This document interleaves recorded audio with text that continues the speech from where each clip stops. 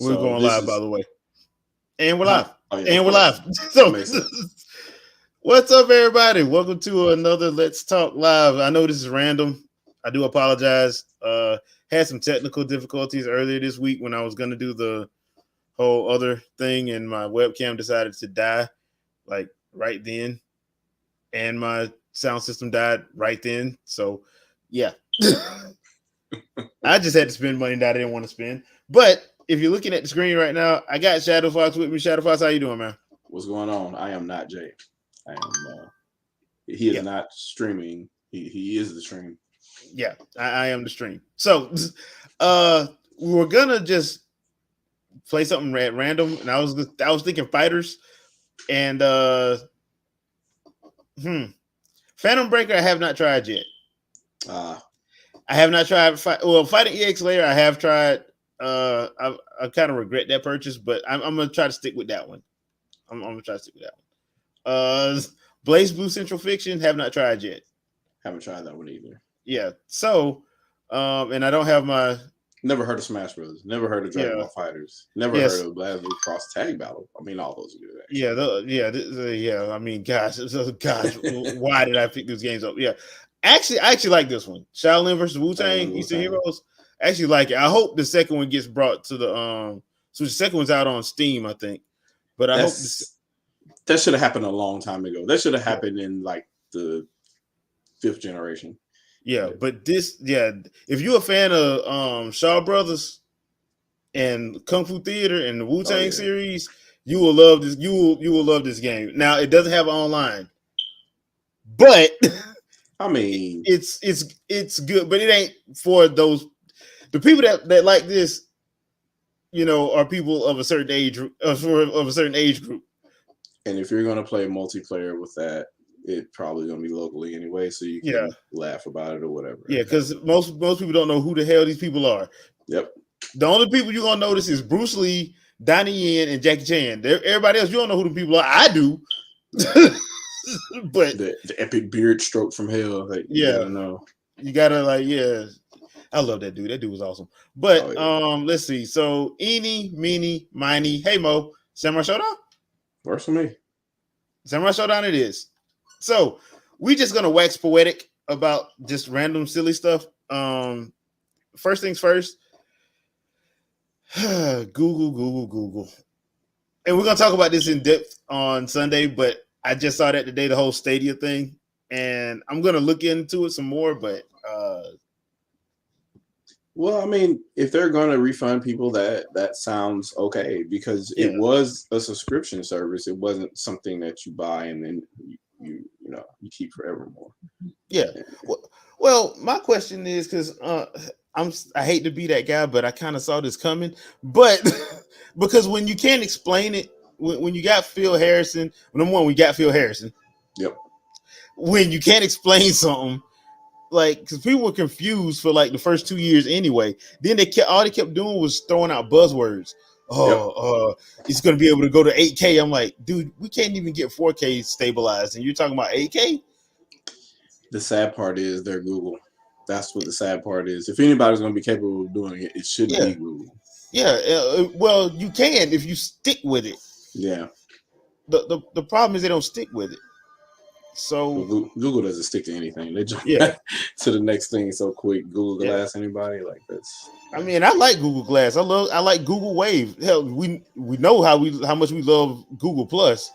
Yes, we did. We love that a lot. And Duo and everything else that they've gone to.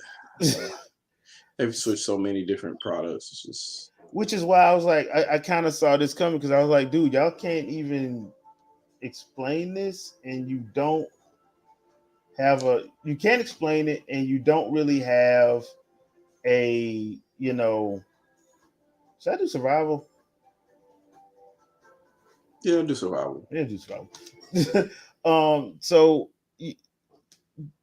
you're trying to do streaming. Number one, in the States, that's stupid, because as me and you both know, being in IT, in America, the IT infrastructure sucks.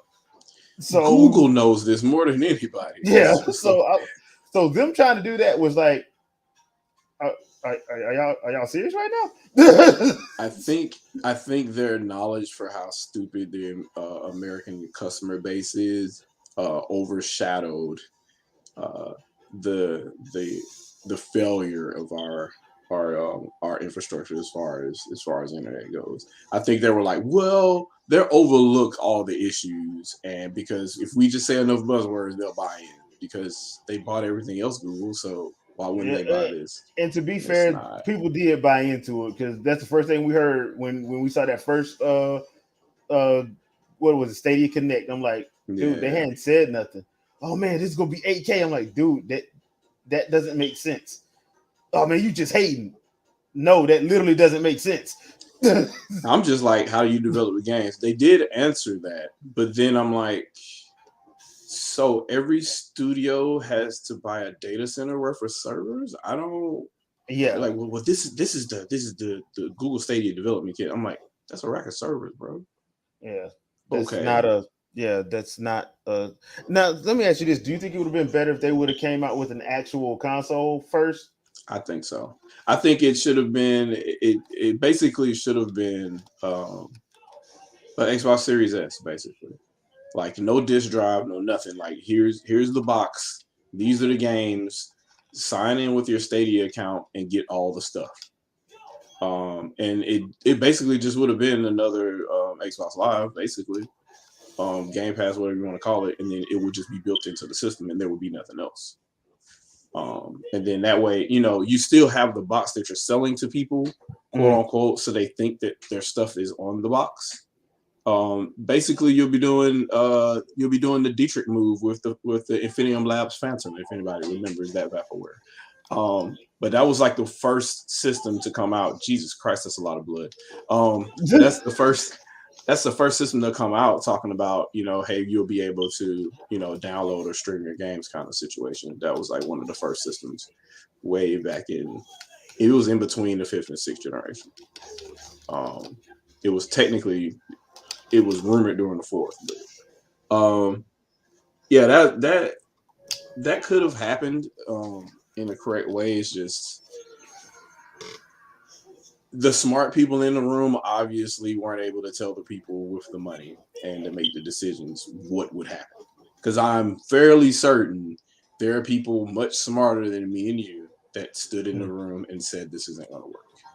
Yeah. And unfortunately, they didn't have enough clout.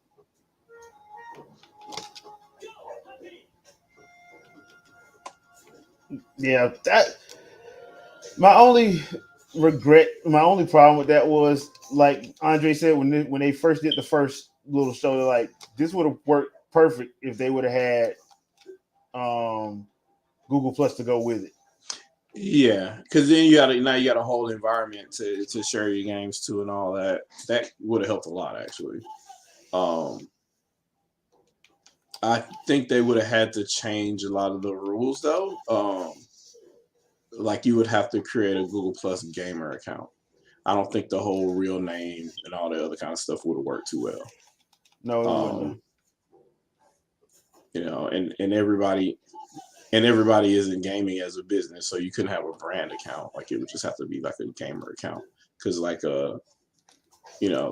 so Joe Blow 9-year-old can sign into Google without getting all his information stolen, or some weird guy from God knows where asking for weird pictures.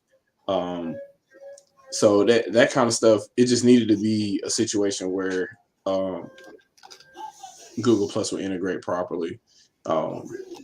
Basically their own Miiverse, but neither here nor there. And we know what happened on Miiverse too. I mean, that first day was ridiculous. It's like, we can share pictures we draw. I know what picture I'm drawing, and I'm like, Jesus. I think that right there, Nintendo probably hired like an extra 1,000 people just to deal with that on the day. Yeah, well, they had to, because remember the guy in Japan that got caught trying to, because that's why they had to get rid of, what was it, to take the off of one of those servers. They had to take the online off of one of those servers. Yep. Services they had. Was it Flipnote or was it? Yeah, it was Flipnote. It was either Flipnote or I think it was Flipnote. Yeah. Because you get the sharing, and then people can see images, and that's kind of rough. Yeah. So yeah, because that's why I remember when they said Miiverse was ending, bro. That month, people lost their They mind. went in. Yeah.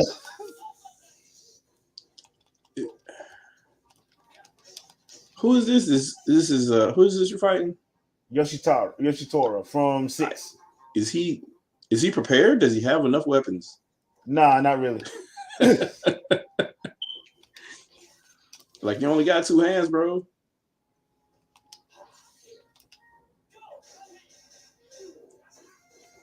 Okay. Come on, bro. Come on. So, while we're on the subject of fighters, and because I have a love-hate relationship with Namco Bandai, look, man, they have pissed me off so much with like the whole Soul Calibur situation, and now after that direct, and they finally bringing Tales of Symphonia, I'm like, y'all should be bringing Tales of Graces, Tales of Symphonia, because you already did Tales of Vesperia, which Tales of Vesperia is pretty good on the Switch. I'm not gonna lie. But I'm like, this should have been done years ago. This is one of the reasons why I will never forgive Reggie for sitting there saying we know what our fans want when people were begging him to bring Tales of Graces over to the Wii because it came out in Japan, and that game is awesome. Yeah, that game because the HD version came out on PS3, and that game is awesome. You know what that was? It was Dawn of the New World didn't do good. So yeah, well, like, Dawn of the New World shouldn't have been made. Yeah. If we're being completely fair here, because they were making Vesperia. The C team made Dawn of the New World. It wasn't even a complete game. Yeah. Like there was so much stuff missing out of that game. I'm like, dude, what the world is going on? You can't travel the world. You have to it goes to the spot and then you go do it wasn't fun. Yeah. It had its moments, but it just wasn't. It didn't feel like it didn't feel. Game should. Yeah, it just didn't feel like it. At this point, I'm like, I'll take a HD 2D of Fantasia. Just bring Fantasia back. Yeah.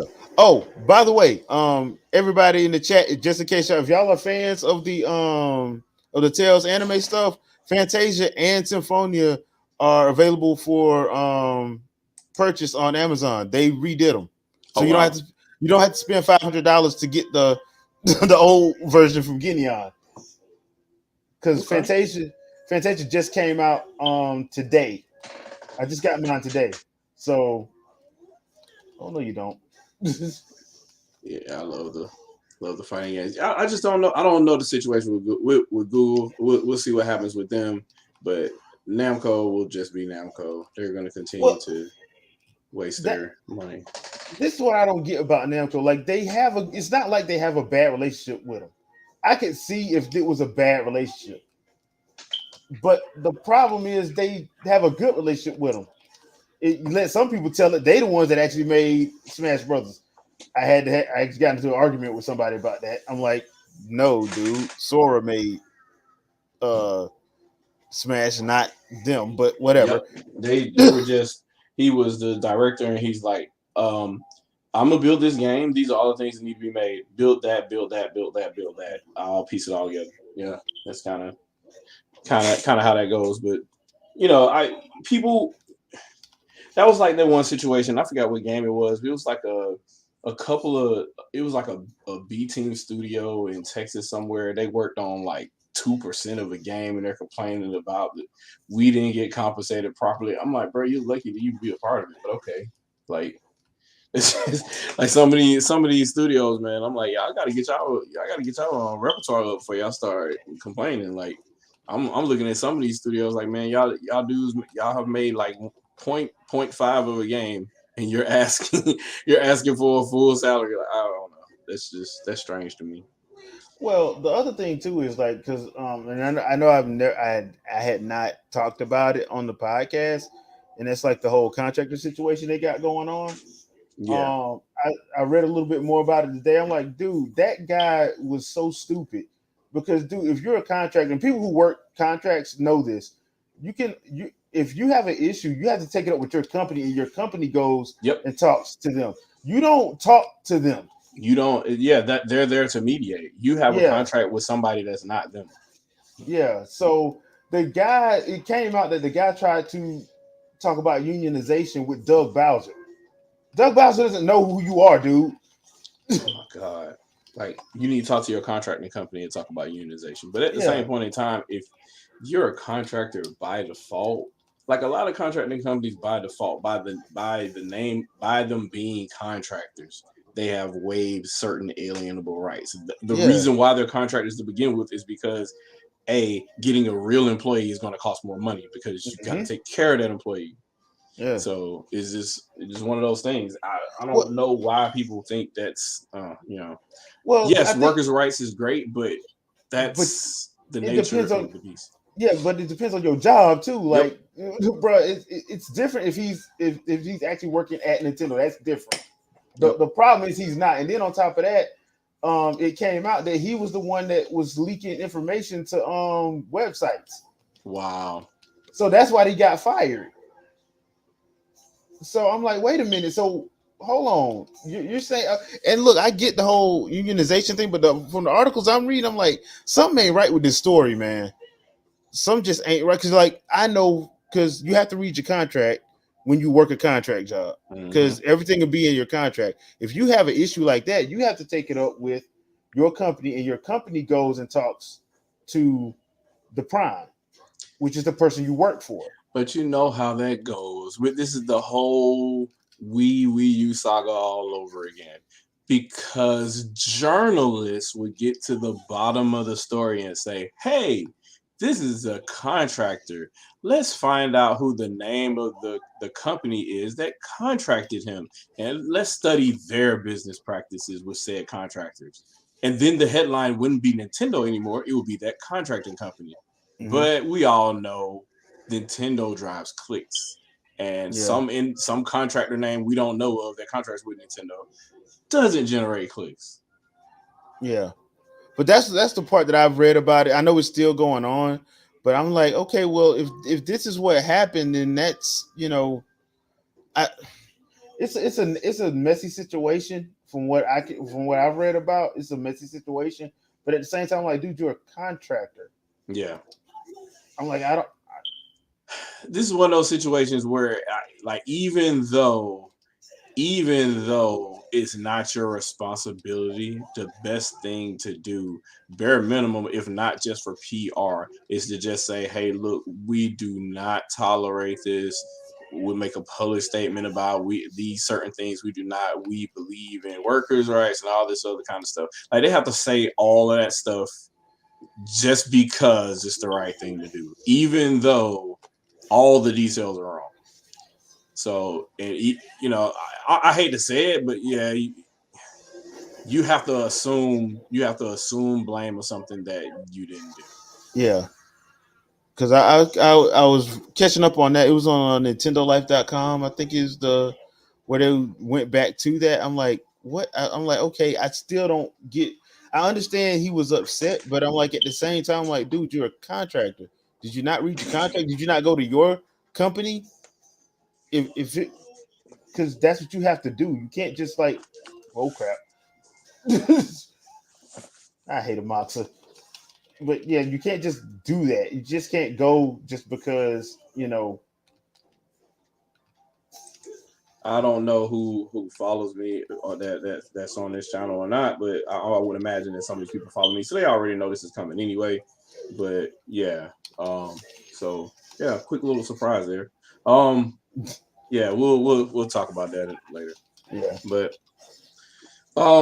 yeah, so interesting things. Like, Wii U is trending for like 3 weeks in a row, I think,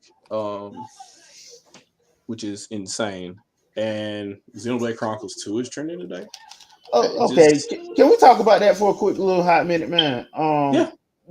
Okay, look, I'm not gonna sit here and pretend like the main Xenoblade Chronicles 2 game is the best game in the world. I'm not gonna sit here and pretend that. I do not like though the idea that it was so fan servicey that it was just horrible. I'm like, no, it wasn't. No, it wasn't. And I like it, especially if you played through Torna. You played through Torna. Torna didn't have any of that fan service stuff at all, and even the stuff that was in the fan servicey stuff that was in the main game was not bad by any stretch of the imagination. If you didn't like the artwork of how they drew some of the characters, okay, fine, that's fine, but that doesn't make the game garbage. That's another one of those situations where the loudest person in the room screaming this didn't play the game or isn't a true fan of the series anyway, because Xenoblade Chronicles 3 isn't exactly innocent. No, it's not. It is not at all. It is not. Not even with some of the notable spoiler characters that will be revealed to some people that maybe a little bit memorable to you. Like, they make it a point to show it off, like, and in certain camera angles and whatnot. And I'm like, so you can't even really. That was one of my main arguments. Like, some of the people that would complain, I'm sitting there like, but you just posted like 10 back shots of Uni and Senna. Yeah, and you can literally be half naked at the end of Xenoblade Chronicles X. So. And like your whole team can, everybody but the girl. Well, in Japan, she could be naked too. Damn near. Yeah, well, the funny thing about it is like there's a guy on Twitter that I love his work. I think he's a Blood Lobster. I think is his name. Mm-hmm. He's going back through Xenoblade Chronicles X, and like his whole team is in the swimsuit stuff. Yeah, bunny topper suit for the goal. Yeah, and nobody's mad at him. They're not saying that game is childish. I'm like, really? So I'm like, that was my whole problem with that. I'm like, look, I get it. If you don't like it because of that, fine. But swimsuits have always been a thing in Xenoblade Chronicles games. Always. They're not going to stop either. So if you're mad about artwork, I'm like, okay, that's subjective. Like, so you're upset about, I hate Rex because he's just blah blah blah, and then all these cartoon characters and they're so upfront and blah blah blah, and they're showing all this and all that, and I'm like, a lot of their stories are freaking dark. Yeah, like these people don't like who they are. Like, it's bad. Like, if you actually paid attention to the game, there is nothing about, like, there's nothing that the average child will understand or the average thirsty teenager would be able to grasp without some experience outside of their house. So it's like a lot of React lords are going to say whatever they want to say and then go from there. And they're like, well, it's just childish because they show blah, blah, blah. And I'm like, man, what are you doing? Like get out of here. And then when, you show like a beach volleyball game, you ain't got nothing to say. Yeah. And you see, you got scantily clad Mario characters because they're playing tennis or whatever. That's okay. Like, it's only in a game that is garnering attention that probably should be, because JRPGs haven't been a thing with Nintendo since Super Nintendo and maybe GameCube. You can count some of it. I would say GameCube was the last real big one. Was GameCube? Yeah, and I believe it's still Bandai Namco who owns the rights to Xenosaga. I think that's Chanel asking in the chat. Yeah, I think it's Bandai. Yeah, I think they still have it because they still have the rights to it. Because people have been asking for like a remaster, HD remaster, and Bandai Namco ain't saying nothing. Yeah, and Square still owns Gears, I believe. Yeah, so that's a lot of walking around to go. First of all, Square might throw that to Team Asano and put that in HD 2D. So I mean, don't be surprised. Might as well. The way they acting now, because they're redoing Dragon Quest 3 and 4 that way, right? That's gonna look good. Yeah, HD 2D. So that's gonna look real good. Yeah, but let me get out of this one. Let's go to. I really wish they would have put the group thing on the front page. But yeah, that was you with your folders. I see you. It would have been better if they would have did it. I'm not even gonna get into that. Ooh. We're gonna talk about features. Yeah. Well, here's the thing. Okay. On console firmware. Here's my problem with this entire generation. Why in the hell ain't nobody changed their OS? Only Microsoft's doing it. Yeah, they just updated. They just updated Xbox OS last month, I think. They're the only people doing it. Like they did the sweeping changes to 360 over the years. But I think other than that, like Sony and Nintendo have not changed theirs. Oh, I'm like, dude, change the flipping OS. They're like, we don't want to do work. Why do that? You want dark mode or you want light mode? Which one you want? I won't think now. I want to put my photos on the front page. Like that thing that you could do on 3DS. And the Wii U, you know. Oh, my bad. The Wii U. I don't know. We don't know if we have the resources for that. That would be a database on your OS, and we want it to be real lightweight. So all I know is if I'm an exec at Nintendo, I'm just laughing because I'm like, we just basically told all of y'all that y'all were lying. Mm-hmm. Every last one of y'all that had an issue with the Wii U, we just proved that y'all some liars. Because y'all want all those features back now. The system that y'all ignored, and now you're playing this one without all these. You still bought the system. You're still playing all the games, so you do not mind all this stuff being missing. So the only thing I wanted that they didn't have is Miiverse. That's the only thing I want back is Miiverse. Miiverse. All right, so Shaolin versus Wu-Tang. This is actually on PC and Switch. I don't think it's on PlayStation or Xbox. I could be wrong, but I don't think it is. But basically PC and Switch. The second game is actually out on Steam. So some of these do people, a little foreshadowing. Is it on Steam? If it is on Steam, then maybe, just maybe I'll play it on the go. Yeah, I mean, because I know the first two. I know the first two are on Steam. So Jim Kelly, Bolo Yang from Bloodsport, Bruce Lee. My favorite is he couldn't use the actual names, so he had to use their fighting style as their name. So yeah, go figure. That's smart. Yeah, 36 Chambers, Gordon Liu. Yep, long fists. Yeah, Wuxi. This is Jet Li. This is one of Jet Li's first movies. Chuck Norris. Yep. The Snake. I can't say his name, but he's from Five Deadly Venoms. Yeah. Actually, this is the same guy. That guy's actually the same guy. Because Armor of God was with that whole Shaw Brothers group of movies that came out from like 77 to like 83. Because they were all in Five Element Ninjas and Armor of God, Five Deadly Venoms, and I forgot the other one. Curse of the Blood Rain Sword. Do not know who that guy is. That is I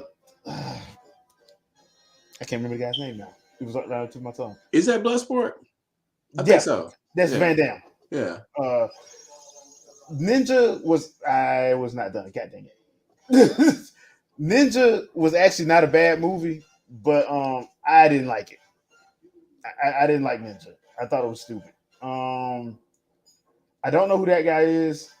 I know who that guy. That movie's actually pretty good. 8 Diagram Fist is actually pretty good. Okay. This guy is scary. Wow. Yeah, he's scary. If you see his movie, epic. That dude is scary because he's the dude that's always doing the beard stuff and beating everybody down. Talking about in his younger days, he could have defeated him with ease. He just killed the dude in 2 moves. Yep. So, let's see. That's not Gordon Liu. I forgot who that guy is. Chinese chess boxing and Drunken Fist, the first one. Yeah. Where is Jackie? I know Jackie's in here. Bottom right, maybe. No, that's Jackie. Here it is. That's Jackie. Okay, Drunken Fist. Yeah, that's Jackie. Where is? And that's Donnie Yen. Lo Lee. I do not know who that guy is. I know who that guy is because I've seen that movie. That movie's kind of jacked. That's the movie where they do be taking out people's eyes and stuff. Yeah. Weird. That was a weird movie. In the Capoeira guy, isn't he the guy that got killed by the guy with the long nails? Like he had the super long fingernails. Yeah. See that? Yeah, that was a Wu-Tang movie. Yeah. All right. Did that guy. Five Element Fist. I don't think I ever seen that movie. I did see her movie. Get back out of there. I think that's about all the people that I know. So okay. And so the background? Are the backgrounds movie sets? Yeah, they're movie sets. Okay. So I'm gonna go to Harlem because come on, man. And the soundtrack, if you like 70s music, the soundtrack is pretty cool. I actually like 70s music, so because soundtracks back then in the blaxploitation kung fu theater era were off the chain. Of course, they told you the whole movie if you listen to the lyrics, but like the song should have came with a spoiler alert. I like how this looks. This is like mid 90s 3DO. But it's in 3D. Like, you know what I mean? Like 3DO had the digitized graphics or whatnot. Okay, I can't remember my buttons. Oh, there we go. All right, there we go. Mama. Okay, I'm sorry. I'm so sorry, Mr. Muay Thai guy. This is like super indie fighting game. I love this. Yeah, it is. It's actually pretty good once you get the hang of it. Yeah, I'm gonna lose this one. Yeah, counters. Okay. Yeah, you got counters in here. I forgot my buttons. You got counters. You got a weapon move. Dude, you ain't got to tell my business out there. You ain't put my business out there like that. You really ain't got to put my business out there like that. All right. It's been a while. All right. Jeez. Let me go back to. It's part of fighting games. That's what it's all about. Yeah. That's why I'm hoping we get that. I'm hoping the second one comes because the second one looks. If you have a chance, it's on YouTube. The second trailer is actually on YouTube. Okay. If you get a chance, it's give it I think it's like a 2-minute trailer. It's actually pretty good. So give it a shot when you have a chance. Look at it now. If I don't want to kill my bandwidth here, but well, shouldn't kill my bandwidth, but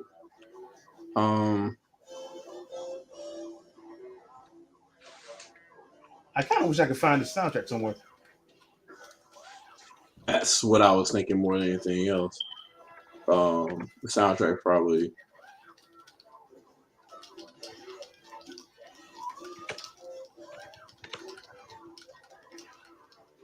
Oh, nice with the knee. Is Judas effective? Oh yeah. It's like they did the shading a little bit better. Yeah.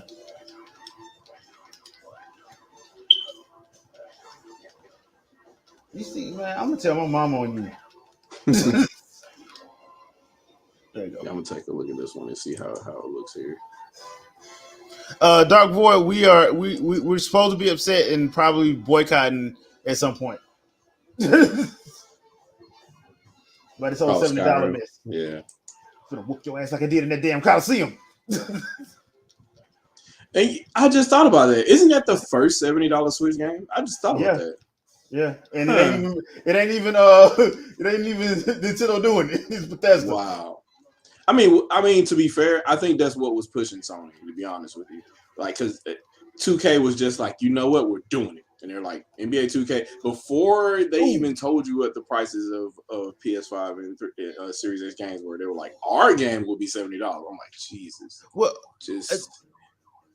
that's one thing I will say. I like if you're going to be transparent about it, because let's be real. Most of these games, we should have been paying 60, 70, $80. But the problem is people keep doing this whole microtransaction. If you're going to charge me if you're going to charge me 70 or 80 or 90, we're not doing microtransactions. And I don't think developers understand that. Like, you can't charge somebody $70 and then say, okay, we got these microtransactions. You got to pay for this. You got a $93 worth of DLC.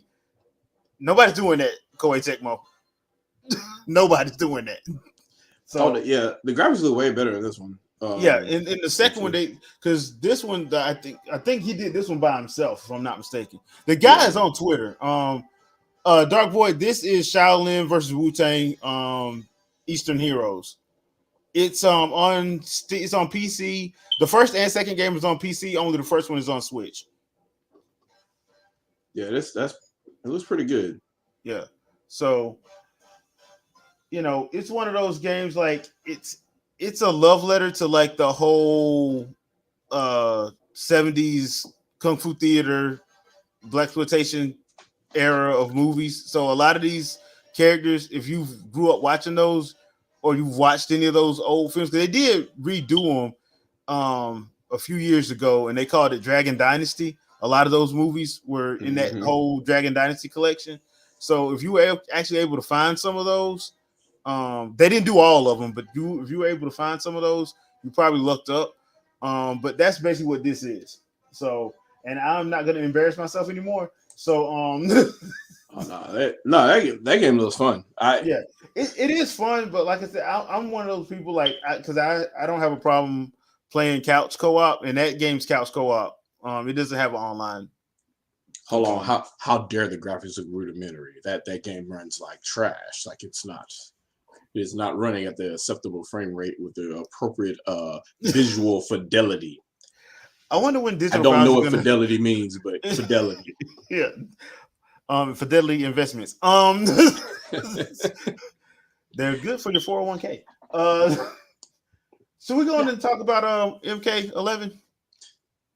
Sure, I love MK11. I'd hate that we, for those that didn't hear us earlier on, we were going to play Mortal Kombat 11 together. But like an idiot, I archived this game. I don't know what I archived it for. I think because I was moving SD cards around. And so I needed to download the 26 gig patch to be able to play again, and I wasn't waiting for that. Yeah, so, that was going to be a while. So yeah, definitely in this room because I need to move. Just strange. Like the computer that I'm streaming from right now is Wi-Fi and it's 5 gigahertz. I guess the radio in it is stronger than the one in the Switch.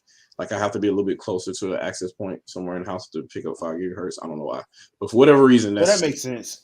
That actually makes sense.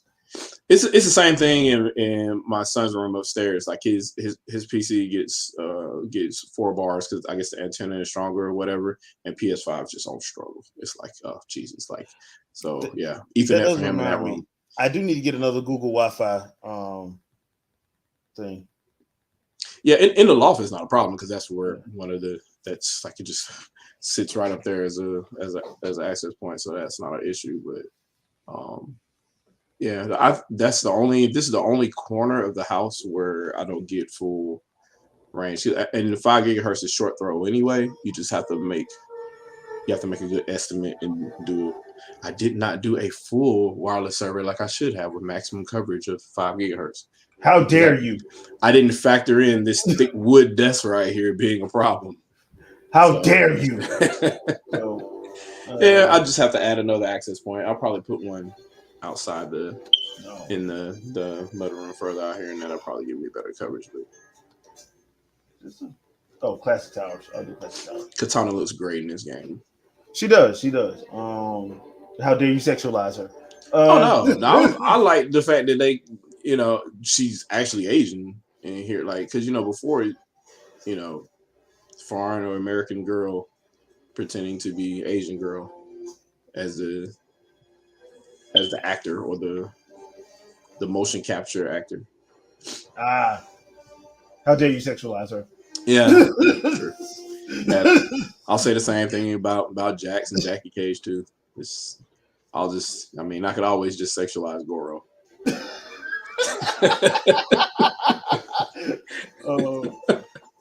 So I'm just doing the regular one, so we can just go through this. But so my question is, since this uses that whole Injustice engine, why not bring Injustice 2? Yeah, and so people have been talking about that, and so I was watching a video guy. He was playing in Injustice 1 and 2 on Steam Deck, and they run just fine. But for whatever reason, they're not listed as compatible for Steam Deck on Steam. Are you serious? It's just something about, for whatever reason, I guess they just completely forgot about that game being relevant, and nobody went back to go check to make sure to make it legitimate. So it's just one of those weird things. It's something I think studios tend to move on, and they move on so quick. They're just like, all support, screw that. We don't care. Man, this Katana's my girl. And I'm getting toe up right now.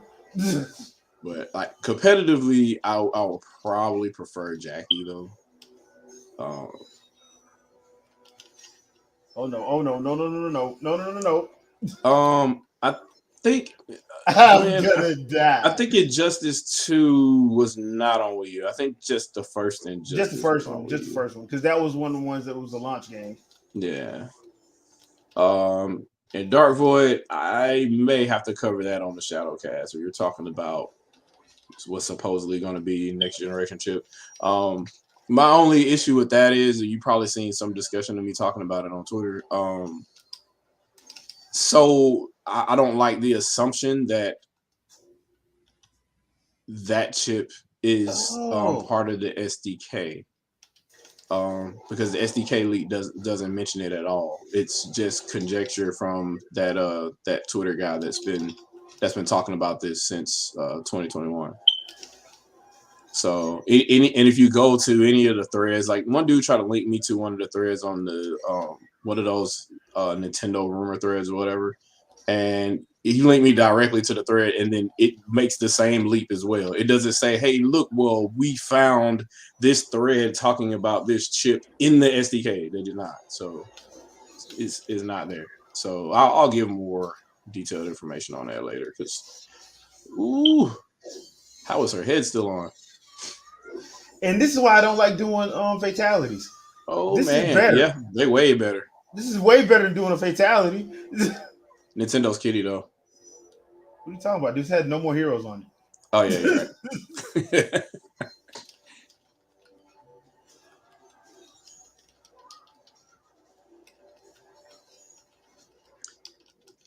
Gotcha. Yeah. I've had all the little talks with people talking about the graphics of this game and stuff like that. And I'm like, dude, I like 11 watts, bro. Like, you have to be, for the same reason 800p is acceptable and 40 frames per second is acceptable in some games on another platform. You have to understand that a chipset that existed way before it wanted to operate on battery life longer than 5 minutes.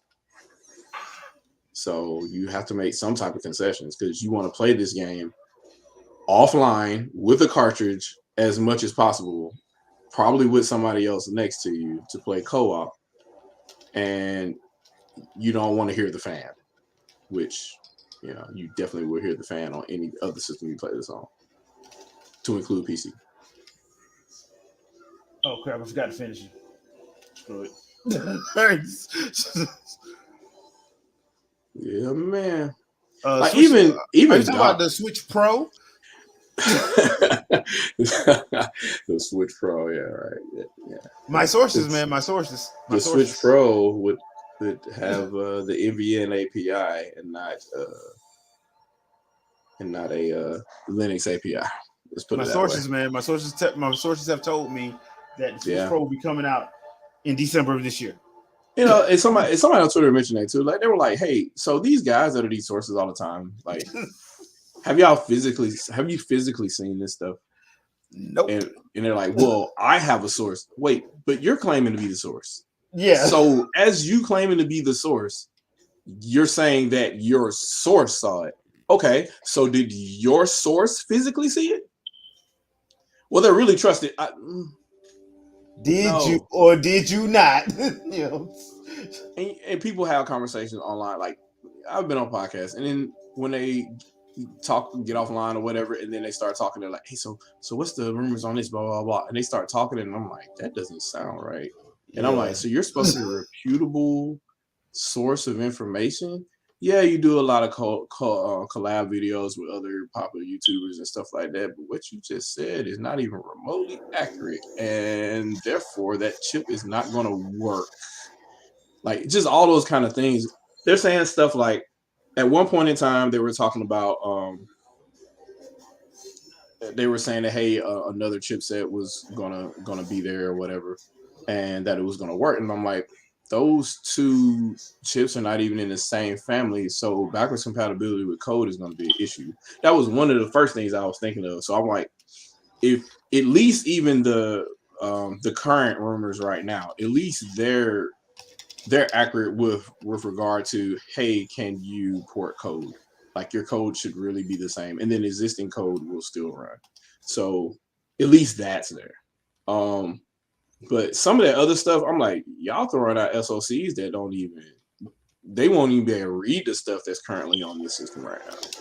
So they're, people just, whatever sounds good to them, they'll do. And they're like, oh, DLSS 1.0. And I'm like, I don't, bro, if they're going to be working on this, if they've been working on this since Switch came out, which was probably 2017 or so, they sit on it. They have their established technology that they want to use. They stick to it, and then they see which way the wind blows, and they hold on to it and go from there. And then they update their SDK right before launch. Like, it's not. And that's one of the things I think is hilarious anytime I hear somebody, well, it's kind of like, I don't know, the Switch hardware is kind of old in the tooth. And I'm like, all hardware is old in the tooth. The Switch hardware. It comes out. You're not getting the brand new stuff. Like, even when the PS5, as much as people want to claim PS5 and Series X was brand new, no, it wasn't. No. PS4 Pro is old in the tooth. Nobody's talking about that. It's still the same 2013 chipset. But they released it in 2016? Yeah. I forget which one came out before Switch. It was either the Xbox One X or the PS4 Pro. I think the PS4 Pro came out in 2016, and the Xbox One X came out in 2017. If I'm not mistaken. I'll have to let me verify. Let me not get to line here. Figure out which one came first.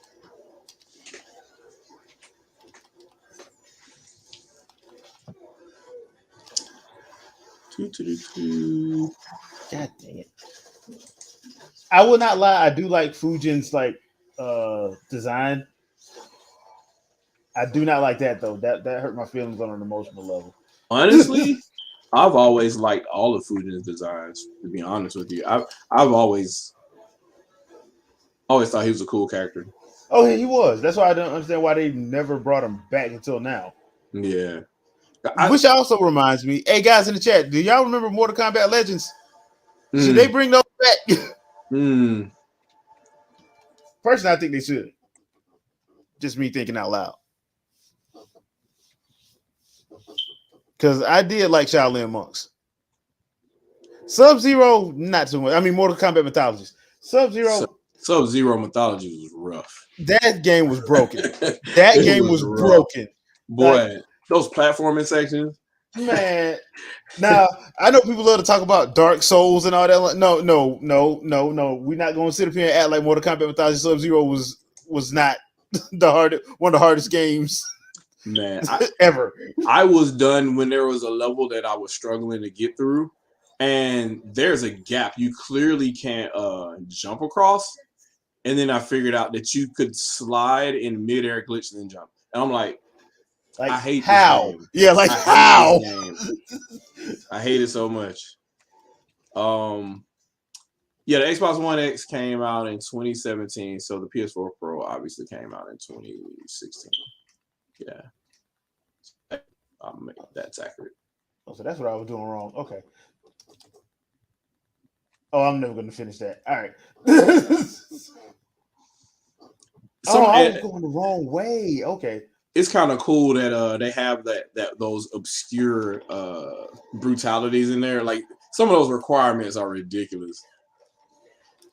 That kind of reminds me of the old fatalities from back in the day where you got to be 4 jumps away. Exactly, yeah, like 4 jumps away. Like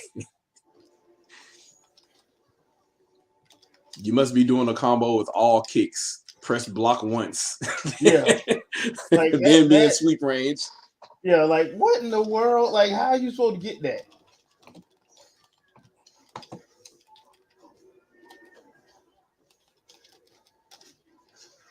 Okay, yeah, Dark Voice said that. He said he asked them directly and they wouldn't respond. Yeah, that sounds about right. Pretty much what it is. And anybody else that says, yeah, dude, like, the Switch Pro is real. It's coming. And I'm like, oh, okay. So what does it look like? Oh, well, I get my sources. And okay, well, what's your source? What do they say? You know, they're like, well, look, they got these.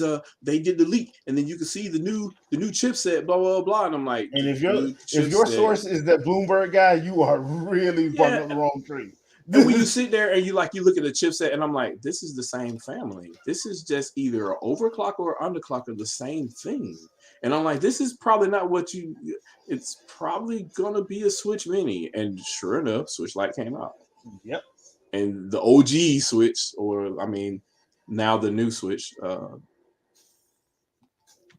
HHC 01-001 ended up coming out. So that was your Switch Pro. That was your basically. You know, then they tried to do that thing again, and we knew what happened after that. Then it was OLED. So yeah. Oh well, 2020 happened. So then all this. No, y'all been saying this since 2016. Yeah, that was talking about Switch Pro before. Y'all been wrong before COVID. Yeah, y'all been wrong before COVID.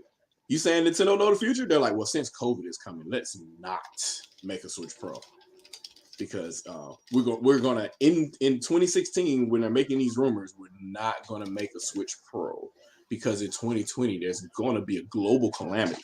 So we gotta, that is actually that would be a good. That's a good idea. Actually, a Switch Lite OLED that would actually be kind of cool.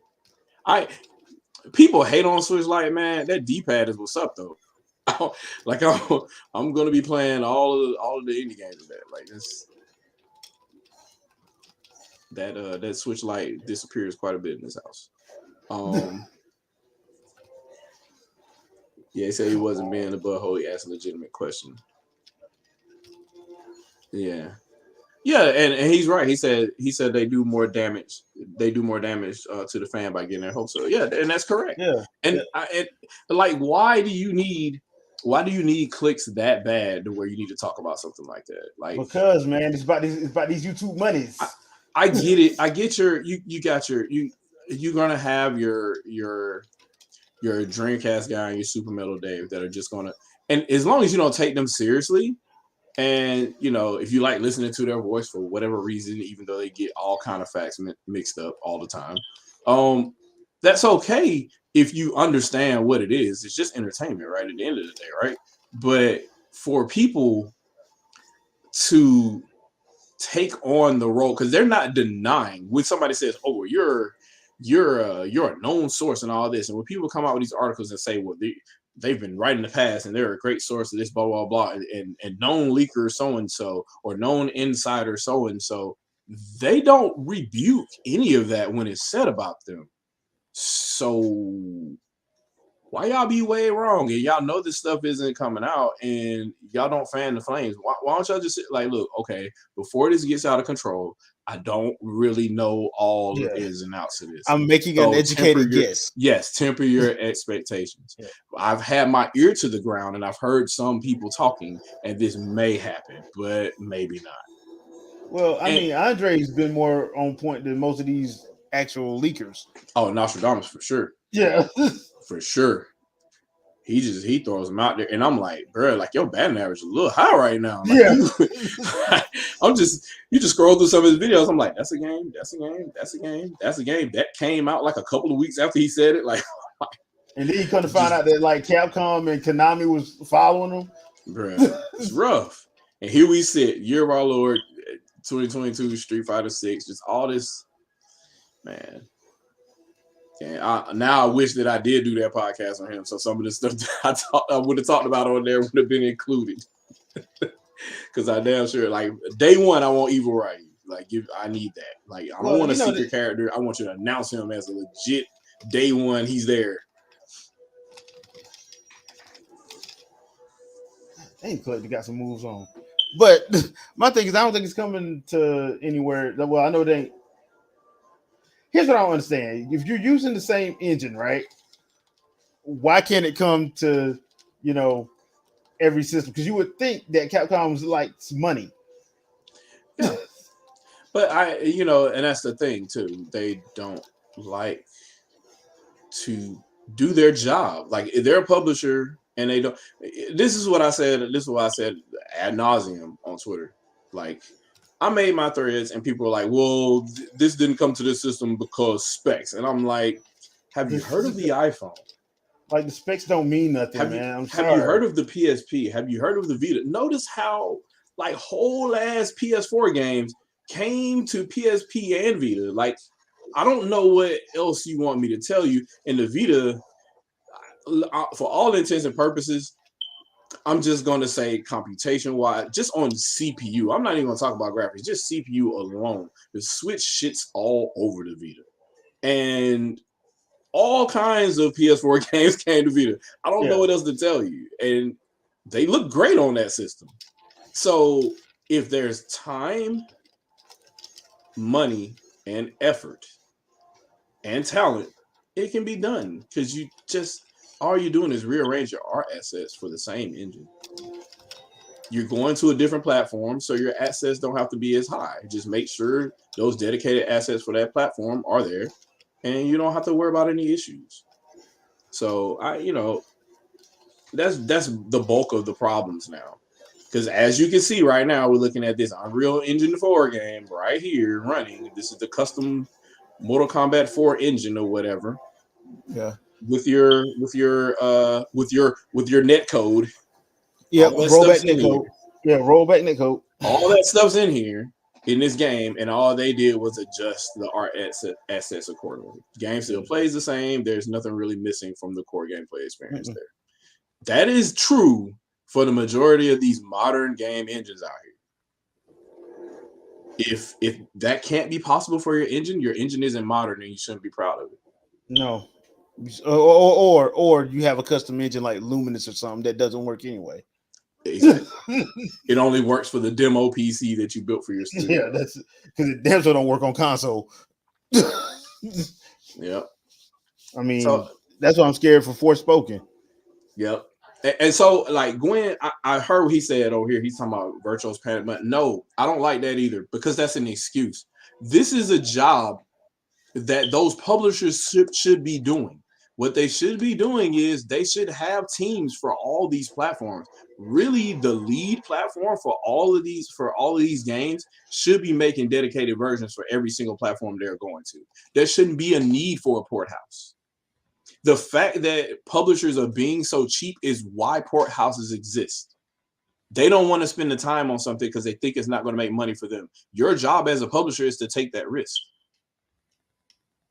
That's half of the problem. And nobody is making this conversation. I feel like I'm the only person out here saying this. A publisher's job. Sakurai was saying that. Like I'm gonna say it again. A publisher's job is to publish a game. Why are you going to a platform holder saying, "Hey, can you give us money to publish this game?" Is Nintendo going to Capcom saying, "Hey, can we get some money so we can help build this console?" Nope. Anybody ever heard that? I don't. Somebody tell. Oh, okay. So Nintendo is not going to ask nobody for money to help them do their job. So why are publishers doing the same thing? It makes no sense to me. And you hear it all the time. Well, if you guys voice yourselves loudly on the internet, or if you do a GoFundMe, then maybe we could publish this game. No, a developer will put a game anywhere if you pay them to. That means you as the publisher need to pay them to do it. And you can't sit here and then complain because, oh, hey, looks like we miss a lot of money. Like, there's almost 120 million Switches out there. We could have sold our game to one of those 120 million people. You know, like that kind of would have been some money for us. It's your job as a publisher. Why won't you do your job? That's the thing. So why are you asking me to do work? Yeah, and if you don't want to pay for these games to go there, then say that. So when somebody interviews you and say, "Hey, look, yeah, why isn't this game coming to this system?" We don't want to pay for our team to do that.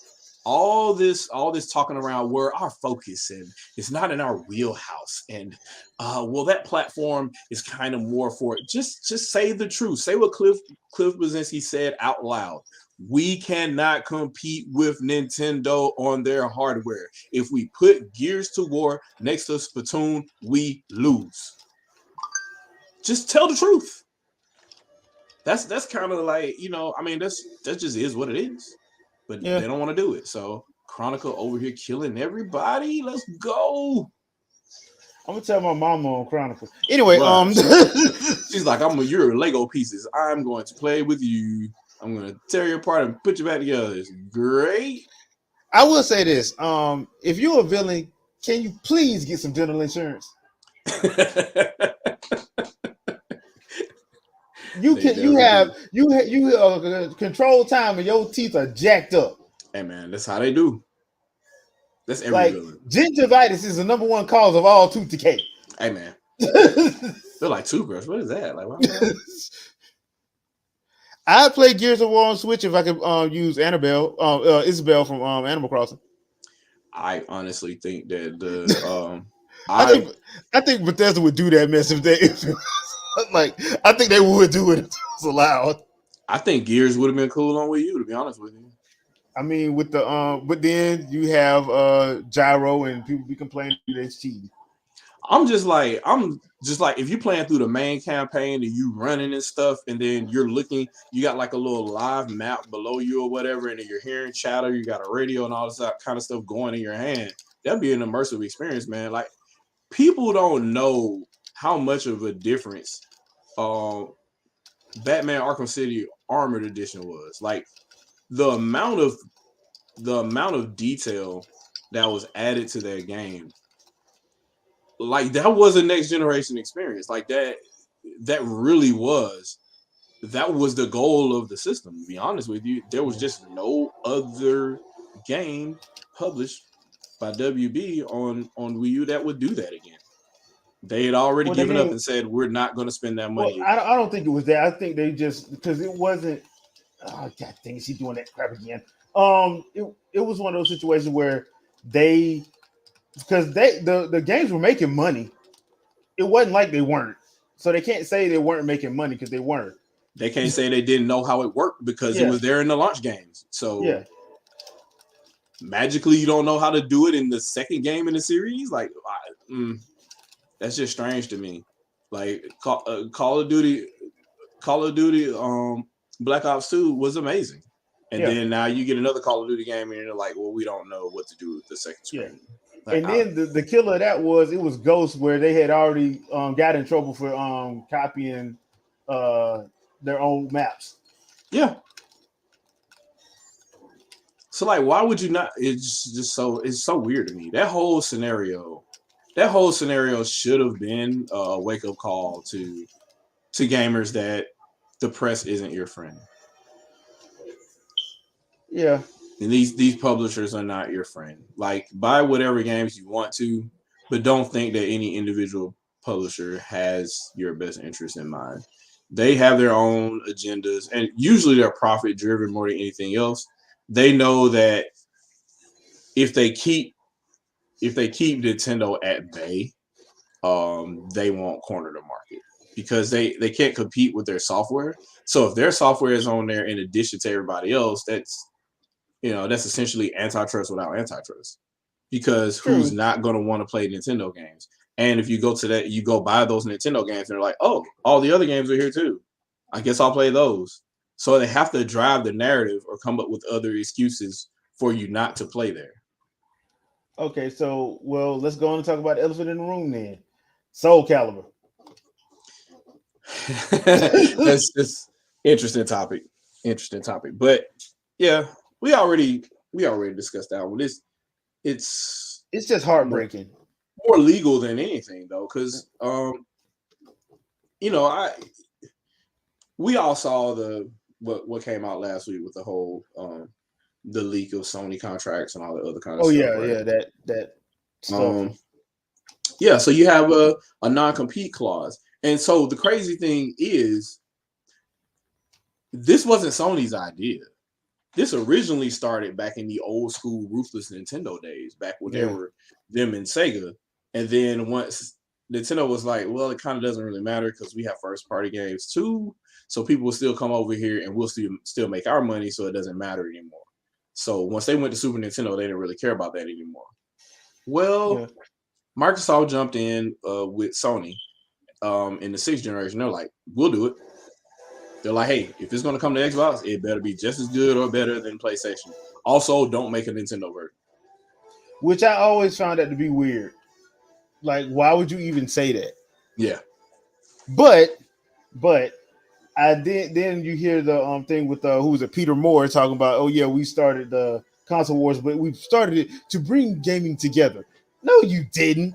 No, you That didn't. whole system, they were literally saying they were going to kill Nintendo. Nintendo will be dead within a year.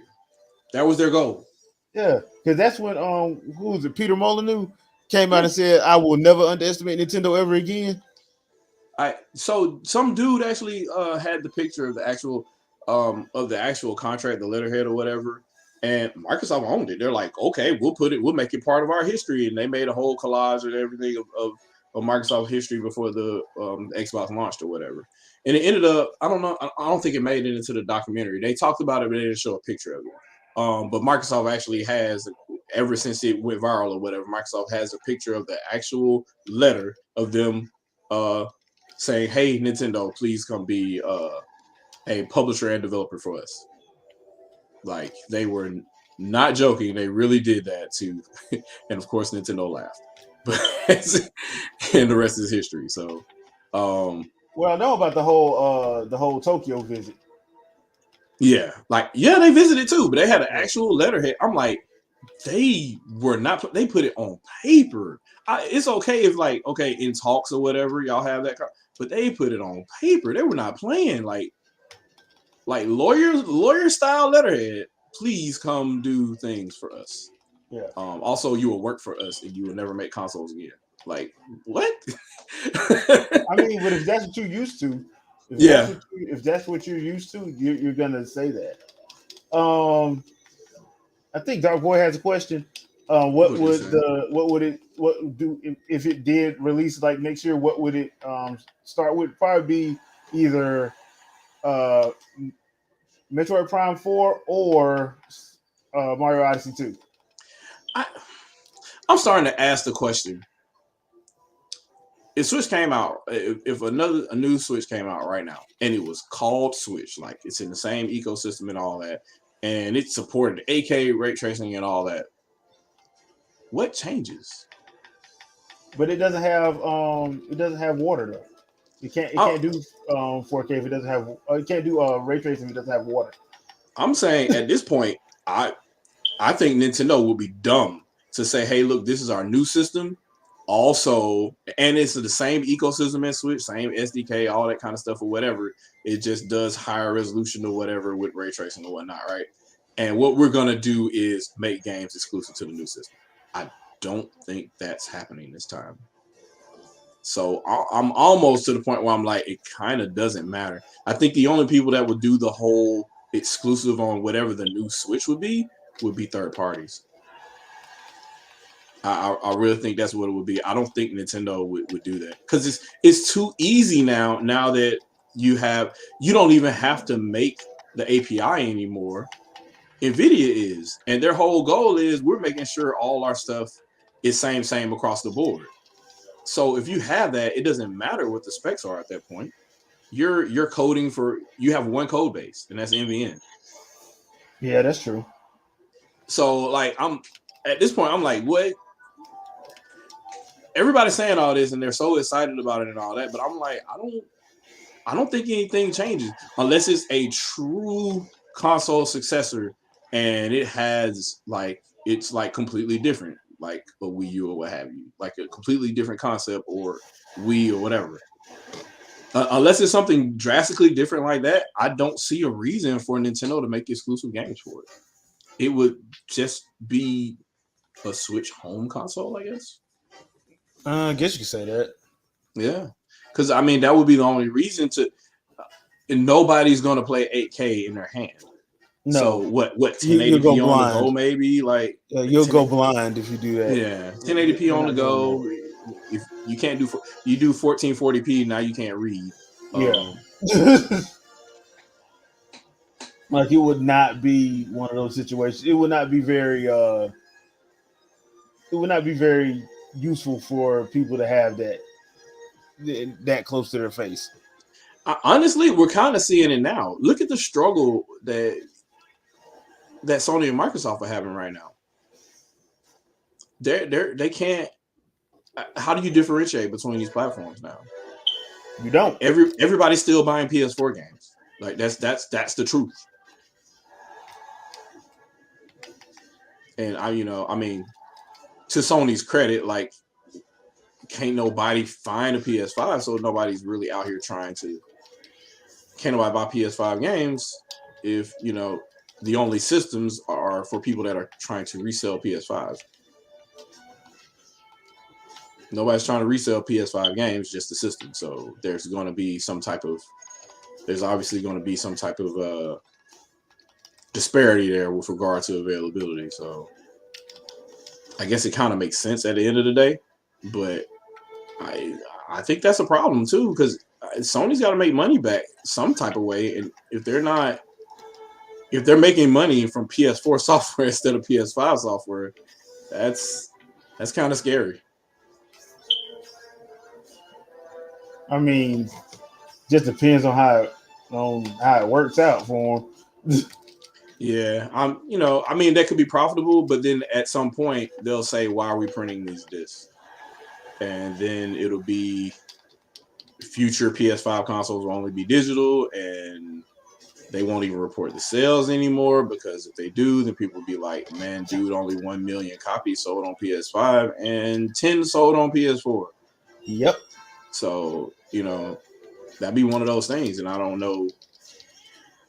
I'm hoping Nintendo doesn't go down that rabbit hole, but the Switch is really popular. I don't think, and if you come out with a new Switch and it's backwards compatible and all the software is the same across the board, like it's kind of going to be the same problem.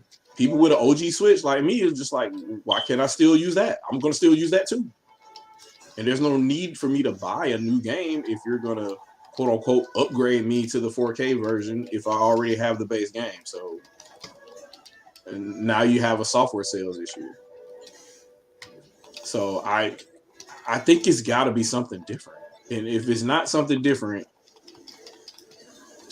I don't know. I don't think anything changes, to be honest with you, especially with regards to how they make the games.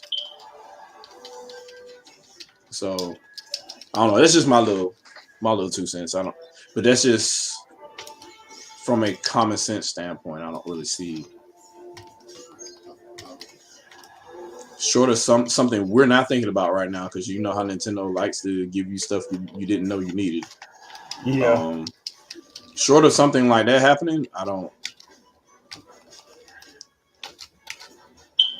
That dude is ultra blocking right now. I know, but I'm like, bruh, cut me some slack here. Strongest shield in the world.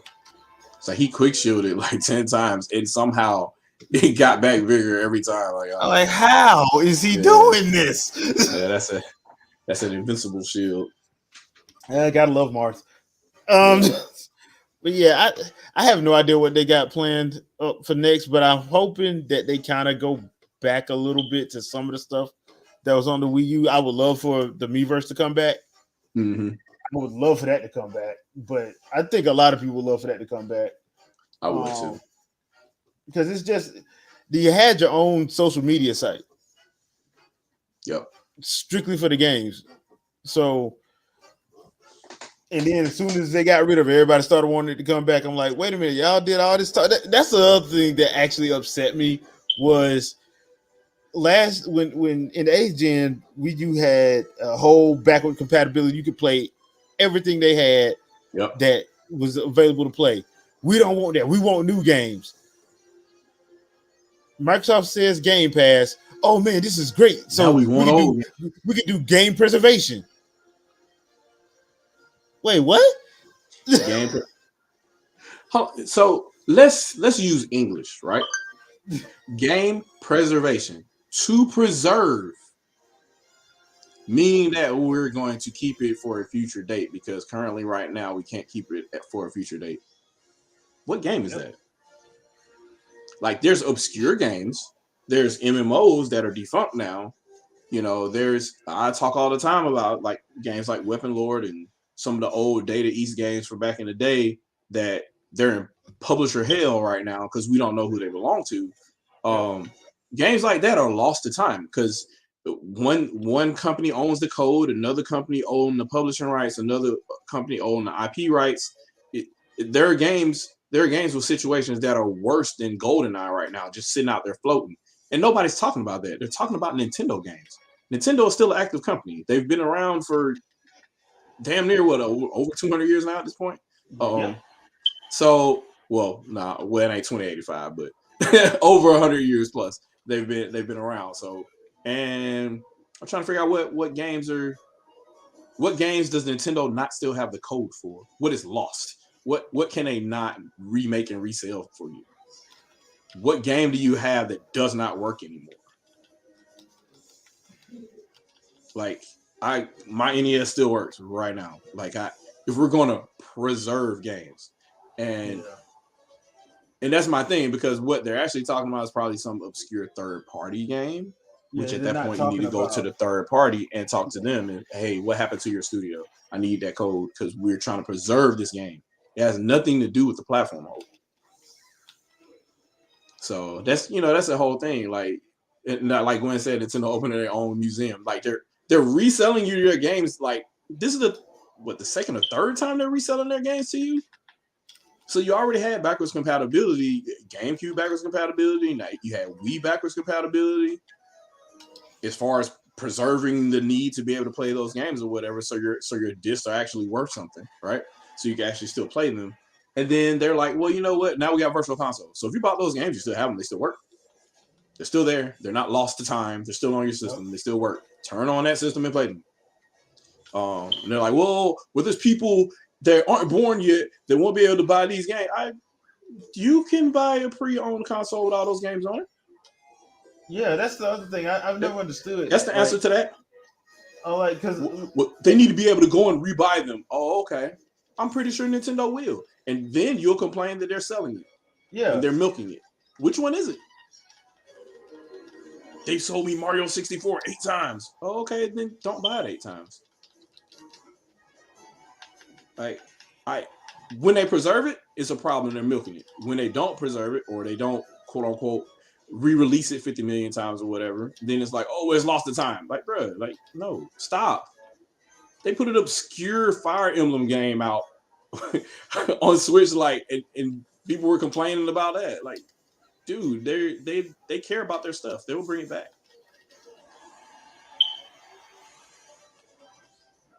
And if anybody owned a Wii or a Wii U in Japan, there's all kind of obscure games that were on Virtual Console on there. So if that's what you're worried about, yeah, you're worried about the wrong thing, buddy. Yeah. If you worried about that, what's your Nintendo ID? Yeah. Oh, I ain't got one. Oh, okay. Oh, you mean like the people that claim they play Xenoblade Chronicles X? Mm-hmm. On the Wii U? It's whatever the default for Simu is. I don't know. Yeah. The people that played but they're constantly saying they want it on the Switch, even though Monolith has came out like 3 times and said, look, it'll cost way too much money and it won't be as intuitive because that game was made for the Wii U. And nobody wants to. I'm just gonna say this. Everybody, so behind me, I got like one of the Nintendo, I guess, NES Classic Edition. Like, game preservation. Is there game preservation? Like, they're getting all the way down to, they're going to show you obscure systems that they made and putting NES games on them. Yep. Game preservation, system preservation. What are we doing? Like, how is it even a conversation at this point? That is my real long rant for that. And nobody really has an answer. And then it becomes a rhetorical argument, and now it's all about ego. And what's the last word you said? That last word was wrong. No, bro. If they don't preserve stuff, why am I able to hold on to all this stuff that they just resold that you said doesn't exist? Yeah. Why am I still able to play old games on my console? That console is it's not linked to a server. If I turn it on, it works. Yep. You playing with my girl? Oh God. I'm trying to piss off the Xenoblade 2 haters. Man, bruh, she's a goddess. Numa, my nuclear weapon. Then you got it with the short hair and the long hair. Let's go.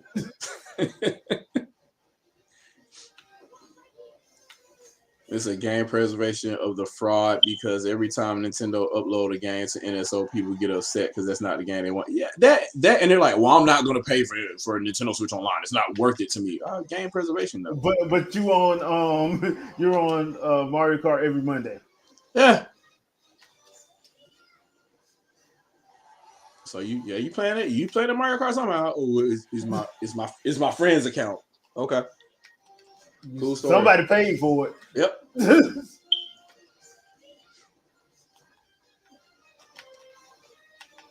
I don't know why people hating on your boy. Was it the guy? Dang it! Everybody's favorite Prince. What's his name? Ah! He called me. Buddy from Zeke. Oh yeah, you can't hate on Zeke, man. It's shining eye of justice, man. I've actually finally got that mode, dude. I actually finally got it. Yep, and it's the best. Here's the thing, dude. He's a Leftharian, so he's a descendant of Adam, bro. He is a descendant of Adam. Honestly, I wouldn't be surprised if he's just a weird incarnation of Rex that kind of failed. Especially if you play Xenoblade Chronicles 3. It wouldn't surprise me if that's the case. And he seems to know way too much about his own existence in the world.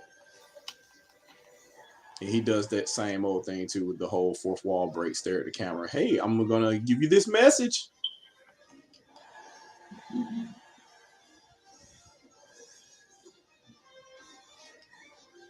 And that dude did not want to die. Okay. I know. Die already. I should have used Mithra. God dang it. Oh, never mind. Did the right one. Ooh, a scythe.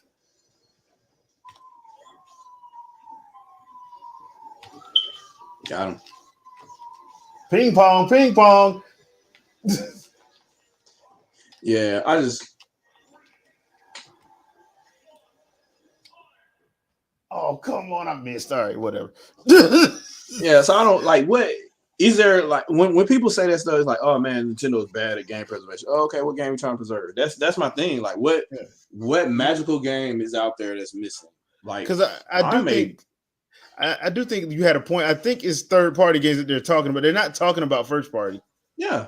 And at that point, I'm like, how is that Nintendo's responsibility? Why don't you get at that third party company? That is a really bad camera angle for her win pose. Okay.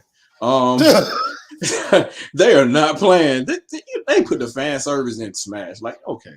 Well, that's the thing. Well, remember, because people got mad at Sakurai for about the whole mod thing situation, but he had a point because he's not gonna not put the stuff that's in the game. And one of my things is the whole me bouncy thing. He's not gonna. Sakurai loves gaming too much. Babies. Yeah, she's like, I want babies. Sakurai's too much of a gamer to not put it in there. So he ain't. And he did give Bayonetta biker shorts, and he gave the stockings to Pyra and Mithra, but that was stuff they could change and not really. Yeah, it's a choice too. Yeah, so. You can't really do that with mine. Yeah, especially if you watch some damn movies. Man, she's borderline a streetwalker. Talk about thirsty. That's a strange choice of attire there, young lady. Yeah. If you kill people for a job, okay. She give him a heart attack. Yep. Trinell said Mischief Makers on NSO. Yes, you troublemakers. Let's go. That was a great game. It was, to me, that was a better platformer than Yoshi's Story. And I kind of like Yoshi's Story. Yoshi's Story wasn't too bad. The Mischief Makers was good, though. It was good, and it was Japanese. It was so Japanese. I will say this: I do miss Gauntlet. Oh yeah, you like Gauntlet? Yeah, Gauntlet. I liked Goemon. Goemon was good too. That game, that was like playing an anime. It was pretty good.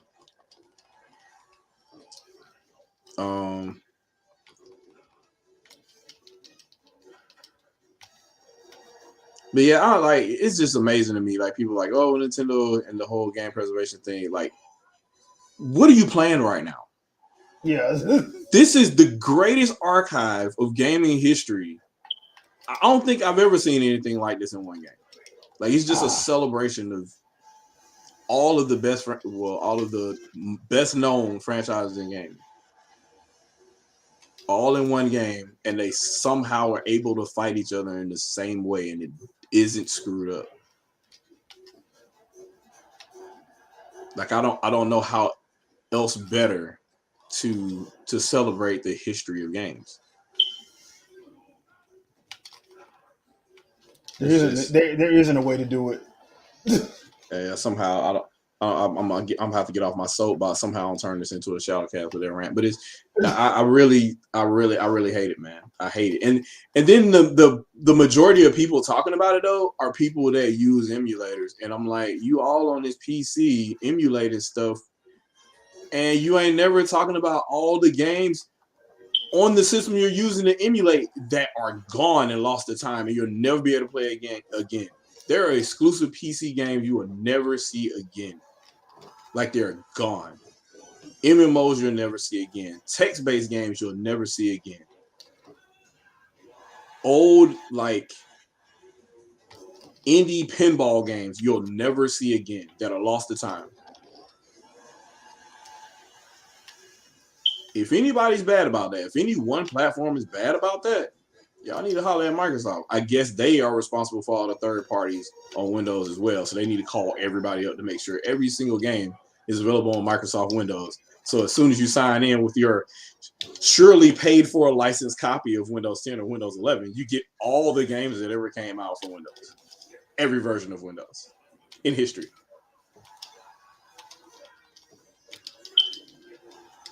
I think Ryu finna beat me, man. Yeah, I killed myself. And now you want to give me a freaking hammer. He made you jump. Whew. Bring your little dumbass over here. Man, he was about it. He took a hammer and was like, my defense is stronger. That's kind of done with that, right? But that's just kind of where I'm at on that, man. Y'all know, you know. Yeah, well, whatever. I lost. So like, what do you think? I guess if you were to say, "Hey, look,